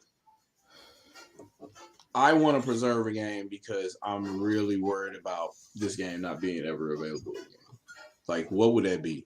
To be honest with you, I'll tell you one genre or one platform that's really, really scarce, and people should be worried about. But if you got one, you tell me. If there was anybody, it would probably be like the stuff that all the stuff that Midway had. Yeah, because that's stuff that like a lot of people can't find the licenses for. Midway and Acclaim. Midway, the licensee stuff that Acclaim did, Bally, when Bally and Midway were once a partnership. Yeah. Williams, when they partnered with Williams for some stuff, like the 90s, the late 80s and early 90s were really weird. So it's a lot of games like that you probably won't see again because of all the licensing issues. Like Revolution X, like where does that exist? I don't know if anybody tried to port that or not, but like I don't think anybody tried to. At one point, there was a home conversion of that game. It was originally an arcade game by the same people that made Mortal Kombat or what have you. But like just stuff like that, just weird offshoots like that you haven't really heard of in a long time. So yeah, just stuff like that to me, like just arcades in general, really. Like you say what you will of MAME, and they kind of collect whatever or what have you. And it's pretty good, but the only problem with MAME is the varying degrees of success depending on which emulator you have, which version of what ROM you have, and which version of what EEPROM and firmware you have for said ROM. And then you have games that came out that were a little bit more advanced in the late 90s and early 2000s, and now they have hard drives or they have CD-ROMs or Laserdiscs or whatever in addition to the actual board, and all that has to work together. So now you need disk images and you need the ROM to work with it, and the disk image has to match the ROM so nothing's off. So you'll have varying degrees of success depending on how that goes. I don't think there's a commercial all-in-one solution for anything like that. And there should be. They're trying to do, they're reselling the arcades now, but these are onesie twosies instead of, like William saying, these are all our greats on this one box. Go. Yeah, because that's kind of hard to do, though. Yeah, it is. But if you nail down the licensing and then you sell that to people, I think at that point, it will probably offset the cost. Because I would imagine there would be a lot of retro people willing to go out and spend that kind of thing. Oh yeah. The retro market is huge. So because I think like starting with like the 6th gen, it's not as hard, but when you go below the 6th gen, that's when it gets hard. Yeah, Trinell, I would love for them to do a Baten Kaidos on a remaster, but I don't. Nintendo will have to buy that, I think, at that point, because it's a Nintendo property now. And then the original game is now called Bandai, but the second game is all Nintendo. Yeah. So here's the thing that and the only reason why I know this because I looked it up when you got told that you were spreading misinformation. Nintendo has the money to do that, and not lose sleep, because they have the cash on hand to be like, okay, I'll just straight buy it out from Namco. But I don't blame Nintendo, especially like as far as like the whole Square Enix Kingdom Hearts situation with that whole cloud situation. I don't blame them for not doing it. No, you should have been put this out. If you had put it out on the Wii U, you wouldn't have this problem right now. I don't blame them for not spending that money because once again, that's one of those situations where you could have made a whole lot of money had you not ignored. You probably would.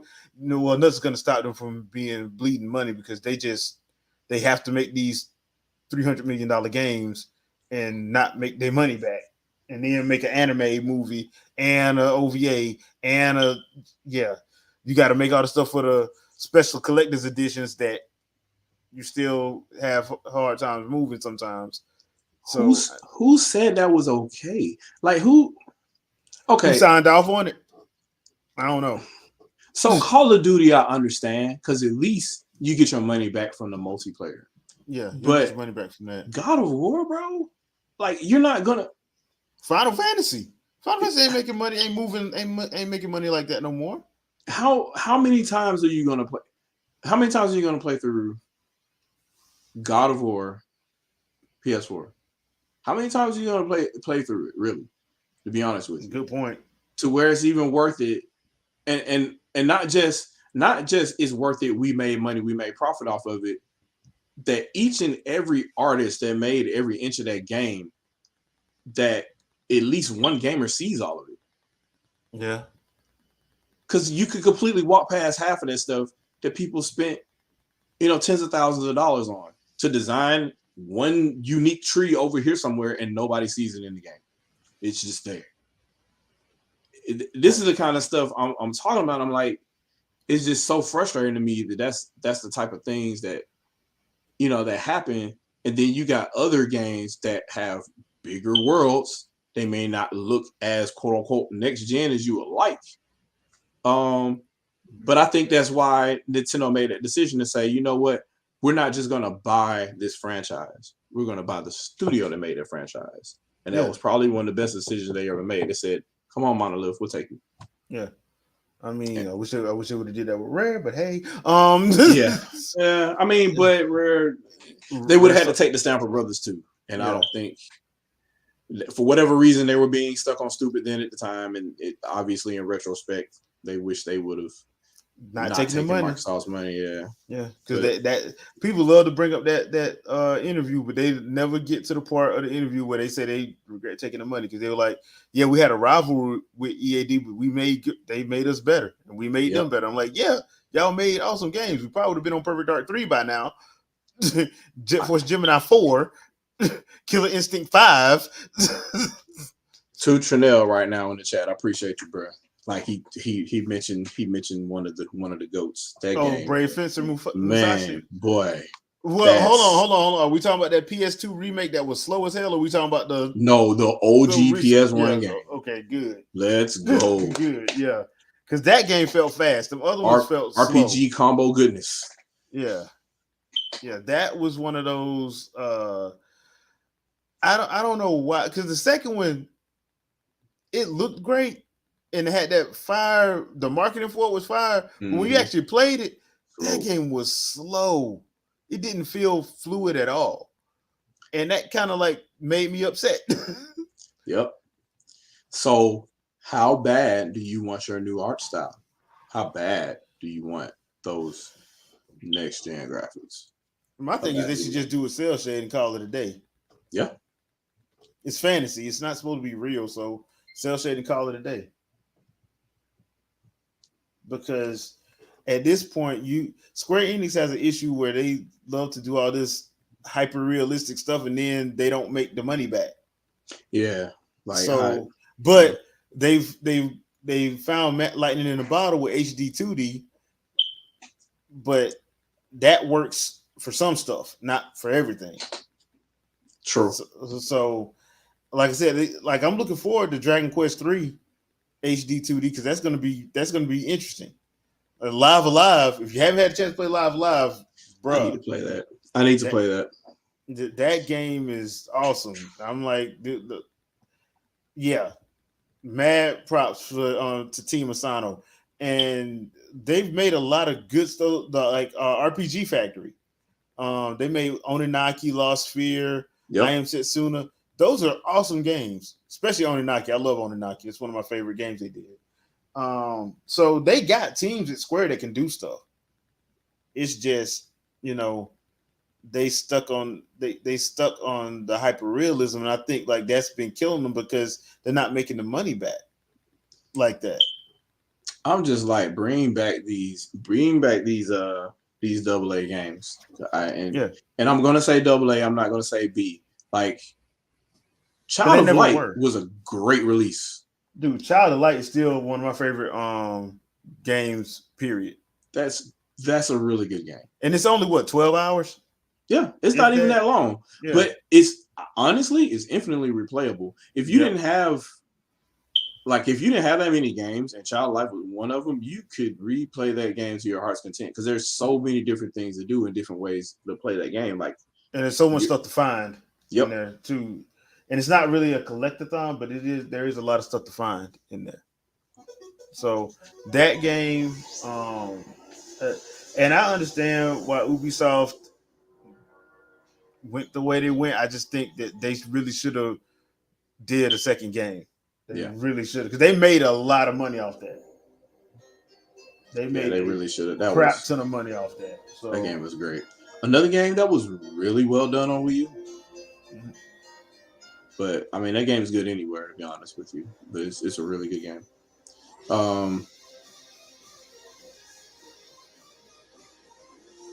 Phantom Breaker. All of the girls. Yeah, Phantom Breaker. Drone Crush is gonna love this. Of course he is. Of course he's gonna love it.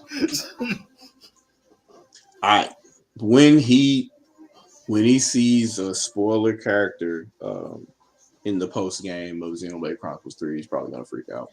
Yeah, he's gonna lose it because that's his girl. But it is what it is. That's his girl. That's too funny. But yeah, there's so much stuff. Like, because I'm still wondering what's happened with that Time Splitters. Man, Time Splitters. There was supposed to have been a 4, and then they was supposed to be doing all 3 HD remakes. I don't know what happened to it. They remade 13 instead, and it didn't turn out that well. Like, first of all, 13 was 13. I don't even remember 13 like that. I don't even remember playing 13. Was 13? I have it on GameCube. It's decent. It's a decent shooter. Okay. It's just it's stylized in a different type of way. Well, I know because what got me was the cell shade, but at the time I was playing Eternal Darkness, Wind Waker, and Smash. I wasn't caring about nothing else. Then you had actual time splitters, too, as well. That was, and then I had Tales of Symphonia. Like, you think and Beautiful Joe? You think I was caring about some 13? Yeah, 13 was a different. So at that time, I mean, pretty much it was so many GameCube games coming out. Like, a lot of people thought that game didn't really that system didn't have a deep library. Man, it had a deep library, and it was so crazy because game stores didn't know what to do with them, because they would like order a game and they're like, well, I don't think that many people are going to buy it, and then a bunch of people would not buy it day one, and then people wouldn't buy it day one, then they come back like 3 months later, like, hey, where's this game? And they're like, we don't have it. So they rush to go try to find used copies so they can make margin on that game. And then you go in the store and you're like, oh, so you don't have any new copies, but you got 19 used copies. Like, yeah, come on. That's when GameStop was like getting on my nerves. Yeah, I'm like, you didn't even have 19 new copies ever. So how did you get 19 used ones? And they're like, oh, well, people brought them back in from where? Like, you're the only GameStop in like a 50-mile radius. Yeah. Like, how did you? Like, that kind of stuff is, and I know they do that because, you got to move stuff from store to store. If there's one store that pushes a lot of used games, and that store is making profit, you feed them. You feed them those games so they can continue to sell them. Which is crazy because I would just be like, why aren't the other stores selling used games enough to where we can make profit? But whatever. You go wherever you can go. Oh yeah, he's gonna love this game. Yeah. There is a chibi game that was a side-scrolling beat 'em up, and I did not know they made a fighter for it. That's why I picked it up. I'm like, this is a fighter. I'm like, cool. So I'm wondering if he if he bought Blade Strangers, because that had, I love that game actually. Yeah, because it had all the people from the Code of Princess in there. Like, I was like, oh god, this is definitely bad for certain individuals. Like, that game is not great. They needed some more time to polish on it, but it was a fun game. It's a fun game. Mm-hmm. Blade Strangers is a fun game because a lot of people don't. I know some of those characters from like some anime stuff that I watch. But yeah, the Code of Princess people are in it, and so yeah, it's fun. It's fun. The only other thing, because I know and we've gone on 2 hours, so let me do this last little bit that I did want to talk to you about, like, because I know I always talk about this with Andre when we have a chance, and that's that whole. So we got all these amiibos. I'm like, shouldn't. They had this amiibo tap thing on Wii U. I never liked how they did that. Mm-hmm. I was thinking Subspace Emissary standalone, but use your amiibos as your things to go through to record your player information. I was saying just do a Mario Party like that, and instead of like you have those as your board pieces. Yeah. Like I don't understand why that didn't happen. That seems like the easiest. Like turn them into Monopoly. Like. I mean, that's the easiest thing to do. I guess but that probably would have been better on the Wii U though. Yeah, because you would have actually been able to like actually do something with that, like with the actual gamepad. Mm-hmm. Ooh. Combo's nice. Yeah, that was nasty. Yeah, so for like an Amiibo festival or. Basically a Nintendo Land, but insert amiibo. Like it's like Nintendo Land needed amiibo. Yeah, because that's another game too that probably should get some love as Nintendo Land. That game was criminally underrated, but it did need like I think that's one of those games that could have gamepad. So. But that's another game that could have used from online. Could use some online love. And I get why they did that because it was trying to do the whole asynchronous gaming. So I understand that. But if that's a game that should come back, I think if they would have brought back Nintendo Land as opposed to Nintendo Switch Sports, it probably would have been better received. Yeah, it probably would have been better received. I'm wondering, like, and by a supplemental computing device, I mean it's literally 2 systems in the box. One is just in the dock. Yeah. And you have your Wii U experience actually, and then whenever you want to take the system off the dock, it's your Switch, and whether you have it there or not. And then if you don't want to put your Switch on there and just play whatever, without the Switch in the dock, you can still play games. I think that would be an expensive project, but I think that's really what everybody wants. You just want to be able, no matter what you're doing, be able to play the same game and have a seamless transition from TV to TV. I think that's really what everybody wants. The ideal situation would be just put it in the damn TV, but nobody's doing that. Yeah, nobody's gonna do that. That'll cause, because then you have to make a deal with TV manufacturers, and they kind of almost got in trouble with whatchamacallit when they did the 3D, when they did the 3DS, because it proved that you didn't have to have them glasses. And oh yeah, and y'all still need glasses for these TVs. You don't even need that. Yeah. And then I think one of the companies actually did the sliding panel, so you didn't have to have glasses over in Japan, and that just killed it. Yep. So. Yeah, 3D kind of came and went, but well, 3D was that was a gaming fad too. Like they were trying to sell game, they were trying to sell like Mortal Kombat and stuff with 3D because the 3D. Problem is, like, okay, you go to the movie theater, you saw a movie in 3D and it looked great and you loved it.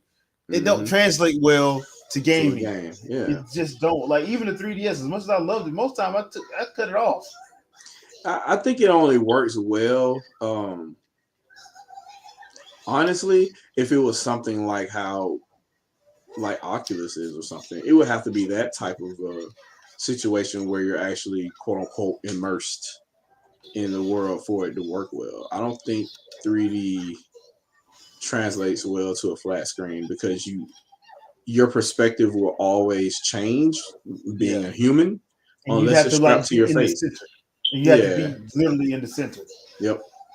So it's got to be strapped to your face. I don't see of another way to do it. Or maybe they do the Google Glass type situation. Maybe that could work, but where you don't have to worry about, because the whole thing about having an Oculus Rift or PlayStation VR or whatever is like you can't see anything else around you. That is like, I'm not gonna say it's extremely unsafe, but you're not aware of what's, you know what I mean? Yeah. You're playing a game and then you stand up or whatever, and then you end up tripping over something in your room. Those kind of things. Just a weird scenario. Imagine people walking around with a virtual boy strapped to their face like this. Yeah. Just doesn't sound like a good scenario. Well, Chanel, the reason why I had to cut mine off is because I have an issue with my left eye, so I can't look at 3D like that for long periods of time. So most times I have it cut off. But yeah, on Samus Returns it looks great. Majora's Mask looks real good. Ocarina of Time, it's hit or miss. Dead or Alive Dimensions, it actually looks good on that too. Yeah. It looks real good on Dead or Alive Dimensions. But like most of the games that I have with it, I can't like really look at it just because of my issue with my left eye. So 3D Land used it pretty well. Like you could really tell, like your depth perception was increased in that game because you're kind of pseudo 3D, but you could still kind of tell how far you needed to jump to make it from one platform to another. So it was kind of, you didn't need a situation like in Mario 3D World. You constantly having to rotate the camera to reorient yourself to see where you need to be.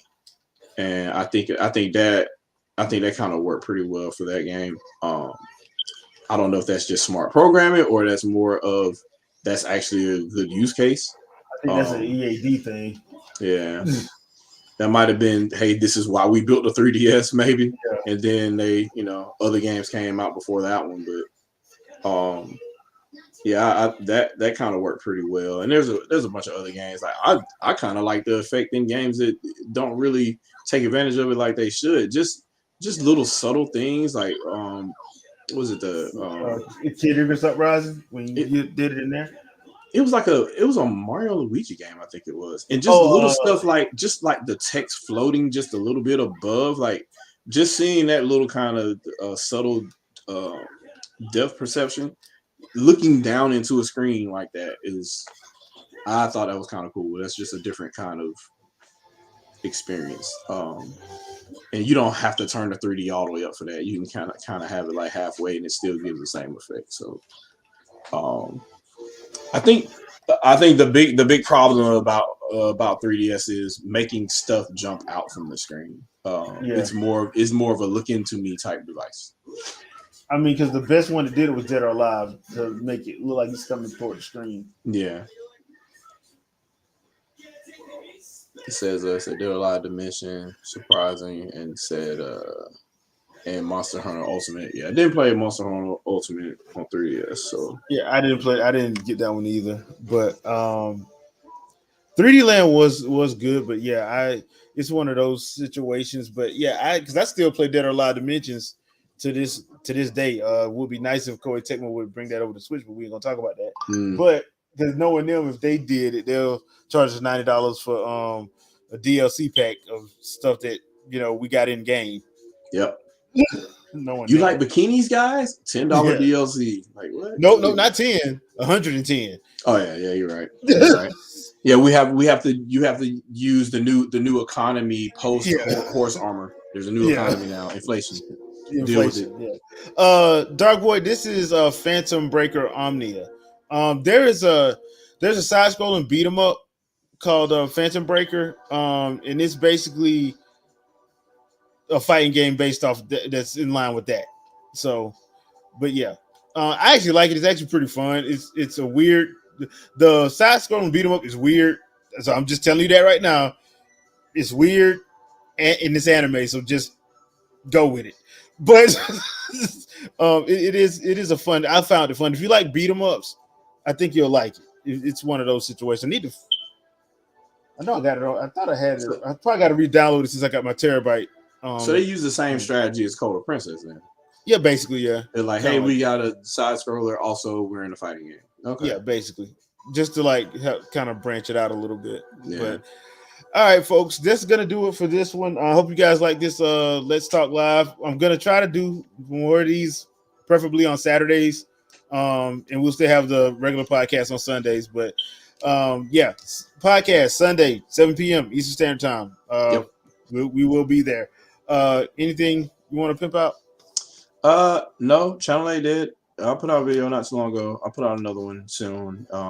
And I'll be reviewing stuff now. So yeah, y'all get used to that. It's gonna happen. And no shilling, obviously, because we don't do that. So yeah. All right. So we will see you guys on Sunday. Peace out, peoples. Later, y'all.